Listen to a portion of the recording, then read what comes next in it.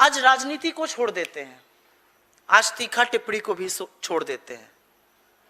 आज ठंडे दिमाग से हम सब एक सवाल पूछते हैं अपने आप से, एक दूसरे से। अयोध्या में क्या हुआ है? अयोध्या में चंदा चोरी हुई है, अयोध्या में चढ़ावा चोरी हुआ है, अयोध्या में घोटाला हुआ है। अयोध्या में आखिर क्या हुआ है? ये कोई साधारण चोरी है, साधारण घोटाला है? क्या हुआ है अयोध्या में? अयोध्या प्रभु श्री राम की नगरी, वहां आखिर क्या हुआ है? और हिंदू धर्म की अनुयायी होने के नाते मुझे लगता है यह सवाल बरबस मन में आता है। राजनीतिक टिप्पणी भी करूंगी, लेकिन उससे पहले यह सवाल मन में आता है, अयोध्या में आखिर क्या हुआ है? और उसका जवाब यह है कि अयोध्या में चढ़ावा चोरी, चंदा चोरी नहीं हुई है। अयोध्या में महापाप हुआ है। अयोध्या में 100 करोड़ हिंदुओं की आस्था पर ऐसा प्रहार हुआ है जैसा इतिहास में कभी नहीं हुआ था। अयोध्या प्रभु राम की नगरी, मर्यादा पुरुषोत्तम, न्याय के, धर्म के, प्रतिष्ठा के प्रतीक प्रभु राम की नगरी अयोध्या में जब इस तरह का घोटाला होता है तो वो 100 करोड़ हिंदुओं की आस्था पर सबसे बड़ा इतिहास में हमला है।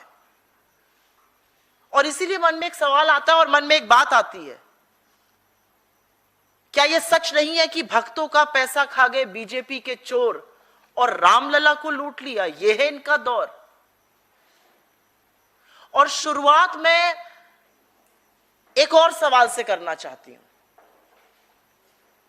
प्रधानमंत्री मोदी जी भूमि पूजन करेंगे, वही शिलान्यास किया उन्होंने ही उद्घाटन किया, उन्होंने ही प्राण प्रतिष्ठा करी, ध्वजारोहण भी मोदी जी ने किया, ट्रस्ट भी मोदी जी ने बनाया।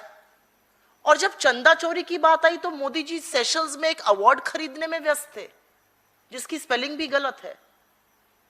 शायद देर रात को लौटे हैं, आप लोगों को तो खैर सवाल पूछने का मौका उनसे नहीं मिल पाता है, लेकिन इस देश में कोई तो पूछेगा ना उनसे कि आप सारा श्रेय लेना चाहते थे। और जब हिंदू धर्म में और हमारी आस्था पर इतना बड़ा प्रहार हो रहा है, हमारी आस्था को तार तार करके रख दिया गया है, हिंदू धर्म के अनुयायियों के साथ इतना बड़ा भद्दा मजाक किया जा रहा है, तो आप बिल्कुल चुप है, आपके मुंह से एक शब्द नहीं फूट रहा है। आप हिंदुत्व के स्वयंभू ठेकेदार बनते थे और आज प्रभु राम के दरबार में मची लूट को देखकर जो आपके लोगों ने की है, आपके सबसे ट्रस्टेड लोगों को आपने इस ट्रस्ट में डाला था, आप चुप है? क्या हिंदू धर्म की, हिंदू अनुयायियों की, हिंदुओं की आस्था की ये इज्जत है आपके मन में? आनन फानन में, और मैं पहले पॉइंट से ही शुरू करती हूं, जैसे ये महापाप सामने आया, आनन फानन में एक एसआईटी गठित करी गई, जिसका उद्देश्य, जिसकी सारी कवायद थी, प्यादों को पकड़ो, बड़े लोगों को छोड़ दो, माल ठिकाने लग जाए। इस एसआईटी की रिपोर्ट सबमिट हो गई। यह रिपोर्ट सार्वजनिक क्यों नहीं हुई? सरकार द्वारा गठित एसआईटी, जिसमें सरकार के बाबू शामिल थे, इन सरकारी बाबू ने सरकार के एक और बाबू को यह रिपोर्ट सौंप दी। जज, जूरी, एग्जीक्यूशनर सरकार है। क्या न्याय की उम्मीद की जाए इससे? और उस एसआईटी को, उस रिपोर्ट को सार्वजनिक नहीं किया गया। जब चंदा लेने का वक्त था, जब चढ़ावा लेने का वक्त था, जब आस्था की बात थी, तो इस देश के गरीब ने, इस देश के मध्यम वर्ग ने, इस देश के लोगों ने पूरी आस्था, पूरे विश्वास से प्रभु राम के दरबार में दान किया। और जब उसके साथ खिलवाड़ हुआ तो आपने एक गुप्त, गोपनीय एसआईटी गठित करी, और पता ही नहीं उस एसआईटी की रिपोर्ट क्या है, यह सार्वजनिक क्यों नहीं की जा रही है, ये किसी वेबसाइट पर क्यों नहीं डाली जा रही है? 40 दिन में 70 चोरियां हुई, यह सीसीटीवी ने कैप्चर किया। 40 दिन में 70 चोरियां। जिन मुगलों को पानी पी पी कर गाली देते हैं, तो गजनवी ने भी यह नहीं किया था जो इन्होंने कर डाला। और आपको आगाह कर दूं, ये 40 दिन में 70 चोरियां सिर्फ 40 दिन का ब्यौरा दे रही हैं। 5.5 साल में कितनी चोरी हुई है, इसका ब्यौरा कौन देगा? क्योंकि असलियत यह है कि सालों से लगातार संगठित रूप से हर रोज लूट का कार्यक्रम चल रहा था, जो सबकी जानकारी में था, सबकी निगाह में था, और इसका स्वाद सबने चखा है। इसमें सबकी मिली भगत है। मॉनिटरिंग सिस्टम कहां था? सीसीटीवी फुटेज 45 दिन की ही क्यों थी? सिक्योरिटी कहां थी? आपको लगता है कि वो जो छोटे छोटे प्यादे पकड़े गए हैं उनके बस की बात थी इतने बड़े भव्य मंदिर में इतनी बड़ी चोरी कर लेना?